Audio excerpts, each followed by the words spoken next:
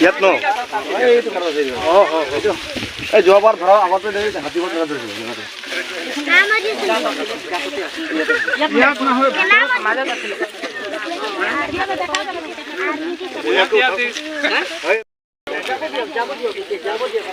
বঢ়িয়া বঢ়িয়া বঢ়িয়া যা যা ৰছী লগাও ইংৰাজী 4/4/2024 তাৰিখ ৰাতিপুৱা 10 মান বজাত নগৰজানৰ স্থানীয় ব্যক্তি জয়ৰাম সিঙে আমাক এটি খবৰ দিয়ে যে এটি অজগৰ সাপ কুঁহিয়াৰ বাৰীৰ দাঁতি কাষত ওলাইছে। আমি লগে লগে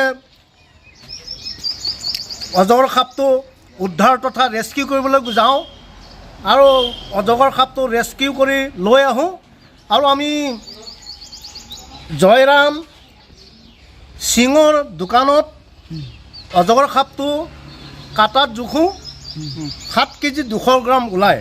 বৰ্তমান আমি অজগৰ সাপটো চেফটিৰ কাৰণে আমি মাৰাকলংবি ৱাইল্ড লাইফ চেঞ্চুৰীৰ অন্তৰ্গত চিলভেটা এলেকাত আমি এৰি দিম বুলি সিদ্ধান্ত গ্ৰহণ কৰিছোঁ। আমি অলপ পিছতে গৈ আমি অজগৰ সাপটো চেফটিৰ কাৰণে এৰি দিম।